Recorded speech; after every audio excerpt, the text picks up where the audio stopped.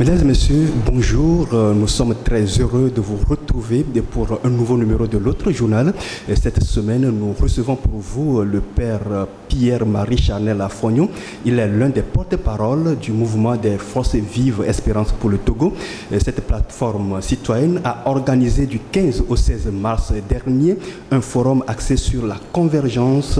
Et cette rencontre a sorti de plusieurs engagements, mais aussi beaucoup plus des recommandations formulées à l'endroit de la classe politique togolaise. Nous ferons le point avec lui.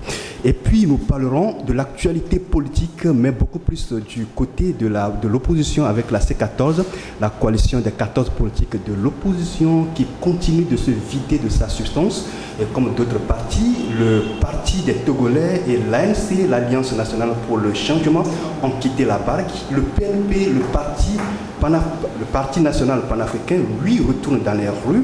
Le 13 avril prochain, pourrait-il rééditer l'espoir du 19 août 2017 ? Du côté de l'espérance pour le Togo, comment est-ce qu'on analyse cette situation?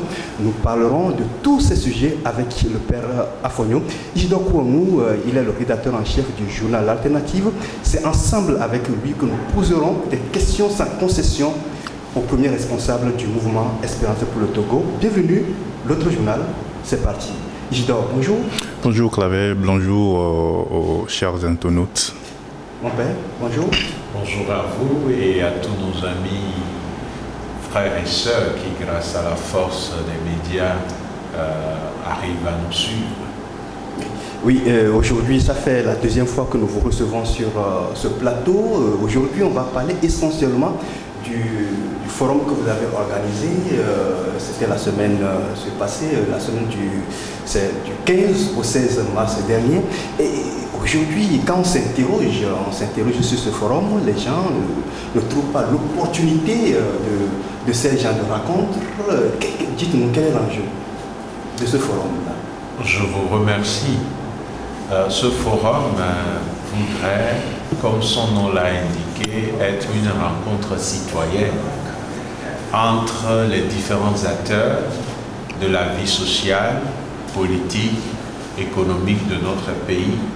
C'est pour cette raison que nous avons invité plusieurs partis politiques, plusieurs organisations de la société civile, des citoyens et des citoyennes, doublés des personnalités. Et le thème de cette rencontre nous indique déjà l'objectif visé, à savoir fédérer nos énergies autour de stratégies dans des chemins de convergence.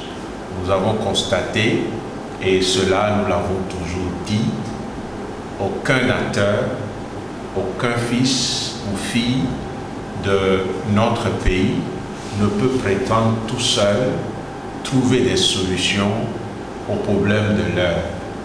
La preuve, c'est que si quelqu'un ou un groupe avait la solution, on devrait parler de la crise au passé. Or, ce n'est pas le cas. Alors nous estimons, au mouvement des Forces Vives Espérance pour le Togo, qu'il faut trouver des chemins de convergence en mettant nos populations, ou tout court le peuple, au centre des recherches de solutions. Parce que le drame togolais, c'est que beaucoup d'acteurs politiques, y compris quelquefois certaines organisations de la société civile, qui pensent pouvoir sortir de cette crise en criant victoire sur X ou Y ou en proclamant l'échec de tel et de tel. Or, chaque fois qu'on va dans ce sens et qu'on ne converge pas, qu'on ne fédère pas les énergies, mais on continue de maintenir le peuple dans la souffrance, dans l'angoisse et finalement dans la misère. Et est-ce que ce chemin de convergence, vous l'avez retrouvé finalement à l'issue de ce forum? Nous n'avons jamais la prétention de dire que nous avons des solutions. Mais ce qui est important pour nous, c'est qu'en tant que citoyens, en tant qu'organisation de la société civile, nous puissions oser, nous puissions vraiment tendre la main à d'autres citoyens pour faire notre part. Alors, je peux dire que nous avons essayé de chercher ensemble ces chemins de convergence, et la déclaration finale de ces 2 jours de rencontres citoyennes nous ont permis de faire des propositions.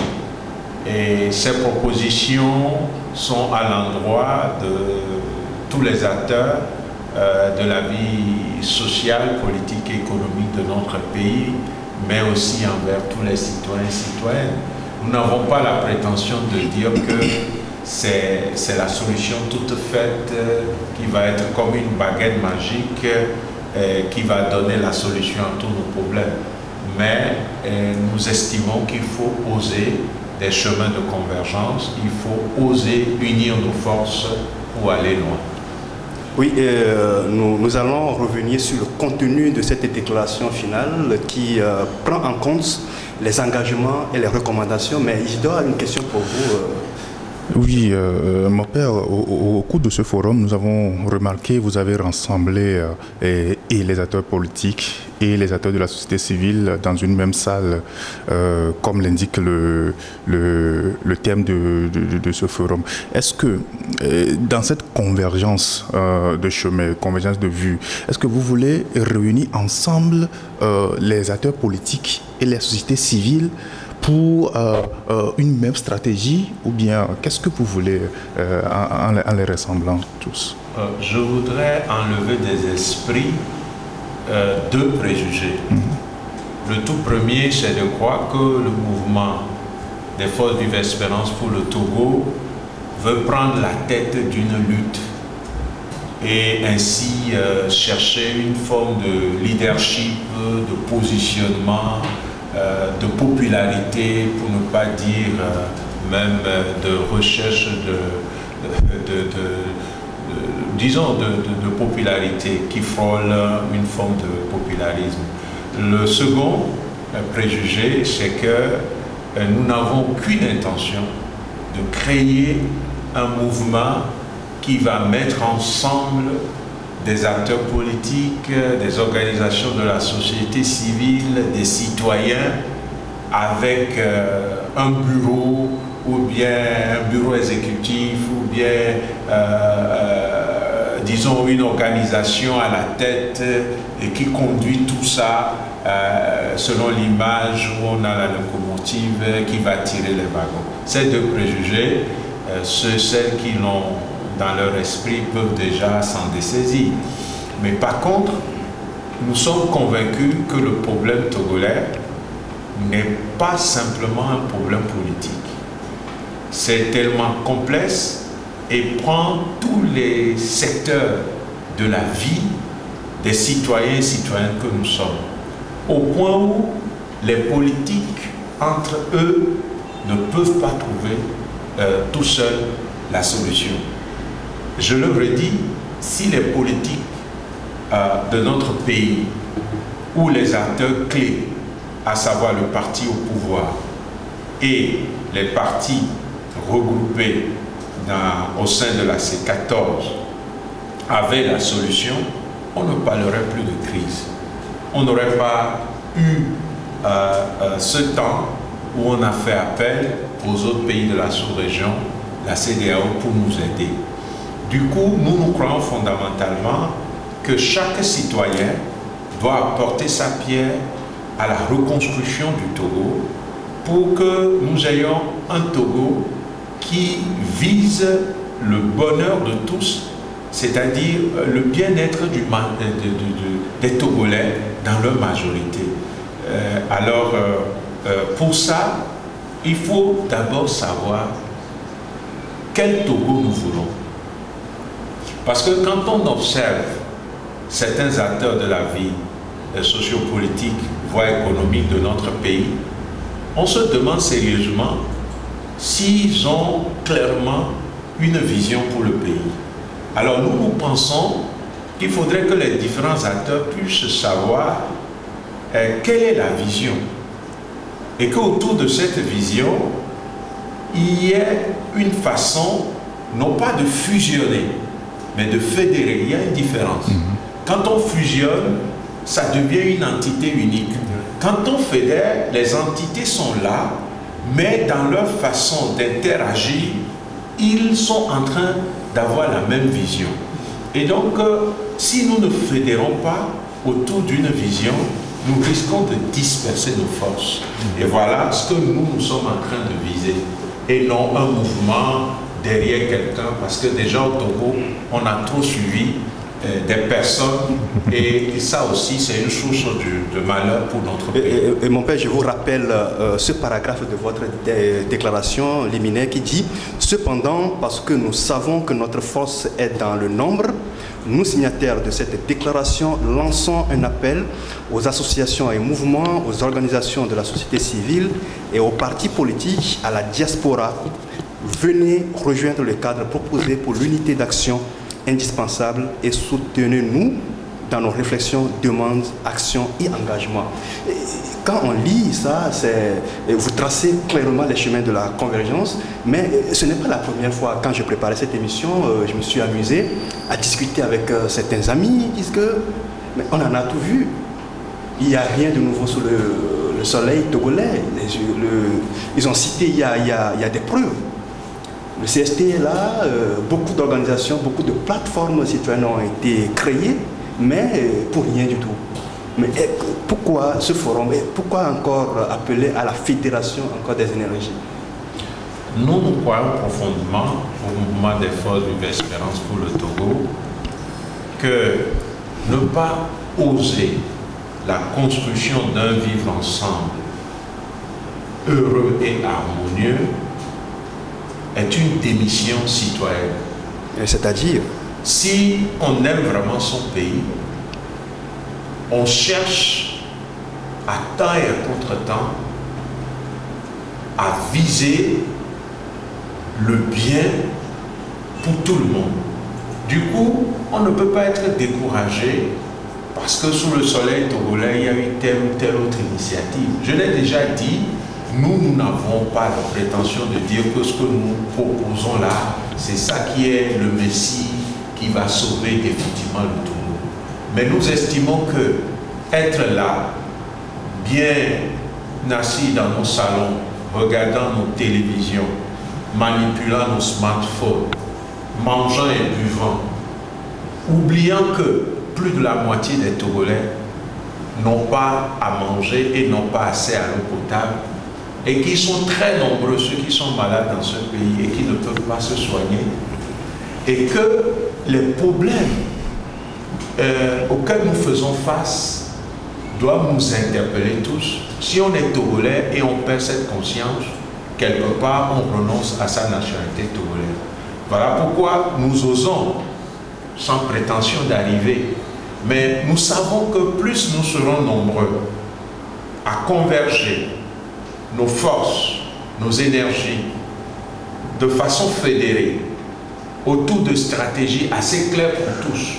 Pas des stratégies où en réalité il y a anguille sous roche, il y a d'autres choses qui ne sont pas sur la table, qu'on cache, mais à travers des stratégies citoyennes assez claires et autour d'une vision, nous disons que nous ferons quelque part en plus que d'aller en rang dispersé et quelquefois sans savoir même ce que nous voulons. Et la majorité des Togolais qui sont un peu comme des sans-voix croisent les bras et disent « Ah, qu'est-ce que nous on peut faire? Moi je ne fais pas la politique, il faut que la C14 nous sauve, il faut que l'UNI nous sauve, il faut que les centristes nous sauvent, en tout cas les partis politiques vont le faire, moi je ne suis qu'un enfant. » Voilà tant de discours qui sont en réalité des formes de démission. Et nous aimerions que chaque Togolais, chaque Togolaise d'ici de la diaspora, quel que soit son parti politique, son appartenance, son origine et que sais-je encore, même sa religion, puisse se dire le bonheur du Togo et donc de chaque Togolais et Togolais est une priorité pour moi. Je l'inscris dans mon cœur, je l'inscris dans ma pensée et c'est cela qui va animer ma façon au quotidien de fonctionner. S'il n'y a pas ça, on peut organiser encore 1000 dialogues, on peut essayer ceci ou cela. Les intérêts personnel et l'ego, qui en réalité chez tout être humain est un ego blessé, va toujours prendre le dessus et on laissera de côté la majorité pauvre et populaire pour se moquer de cette majorité et faire ce qu'on veut, surtout quand tout semble ériger l'argent en maître absolu, en idole, au cœur des recherches qui se font pour le grand bonheur de notre peuple. Merci mon père. Dans votre développement tout à l'heure, vous avez évoqué, effleuré une idée. Vous disiez qu'en tant que citoyen togolais, vous ne pouvez pas voir vos compatriotes dans la misère et se taire. Ce serait une démission. C'est pourquoi vous vous engagez avec votre mouvement à changer les choses. Mais est-ce que vous avez l'impression que ceux qui dirigent le pays sont dans cette vision, dans cette logique-là, ils ont cette volonté de faire les choses autrement, comme vous le souhaitez? Je crois personnellement que si un être humain est équilibré dans sa densité humaine, il ne peut pas s'organiser à être heureux tout seul. Parce que déjà même les animaux, pour se protéger contre la précarité, cherchent à avoir une certaine organisation, même si elle est instinctive, pour protéger, pour se protéger. À plus forte raison, nous les humains. Je pars de là, mais je dois dire, comme le dit le prophète Jérémie, je crois, le cœur de l'homme est compliqué et malade. Et le cœur de l'homme peut se fermer et ne rechercher que son propre bonheur. Cette forme d'égoïsme qu'on voit souvent à tous les niveaux. Ça peut être au niveau de la famille, au niveau du clan, ainsi de suite, jusqu'au niveau national. Mais je crois que ceux qui dirigent notre pays, sur le nombre d'années où ils ont exercé le pouvoir, on ne peut pas affirmer de façon absolue qu'ils n'ont aucun désir pour le bien du peuple. Simplement, nous constatons que des actes forts pour vraiment extérioriser, rendre concret, palpable, de façon plus large, cette bonne volonté que le bonheur accède à tous les citoyens et citoyennes, ne semble pas encore déployer toute sa mesure. Et voilà pourquoi je reviens à ce diagnostic du chef de l'État lui-même, et qu'il a eu à faire, je crois, le 26 avril 2012, si je ne me trompe pas, où il dit que quand une minorité s'accapare des richesses d'un pays au détriment de la majorité, cela va jusqu'à fausser les fondements et les bases de cette société. Donc, le diagnostic du chef de l'État montre que nos gouvernants doivent faire plus, doivent avoir vraiment de l'audace pour penser au bonheur du grand nombre de Togolais. Sans cela, le Togo va être un peu dirigé comme une entreprise, une structure familiale où c'est une minorité qui est plus ou moins dans la joie. Je dis plus ou moins parce que si tu es heureux tout seul, ce n'est pas de la joie. Donc une minorité peut être dans la joie et la majorité va être dans la misère. Et le rapport du PNUD dit qu'il y a plus de 51% de Togolais qui vivent au-dessus du seuil de la pauvreté. Ça, ce sont des études objectives qui disent quand même que nos gouvernants doivent faire plus. Le Ghana est à 24%, je crois. Oui. Je n'ai pas recherché pour les autres pays, mais il y a là quelque chose à faire. Oui, mon père, lorsque vous parlez, il y a une notion qui revient abondamment, c'est le bonheur. Et c'est le leitmotiv même de votre déclaration liminaire.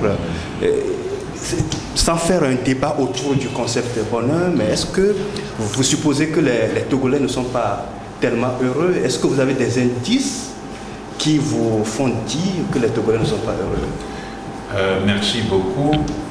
Il est vrai que la vision que nous avons dégagée de ces 2 jours de forum, c'est justement de travailler pour le bonheur du plus grand nombre de Togolais.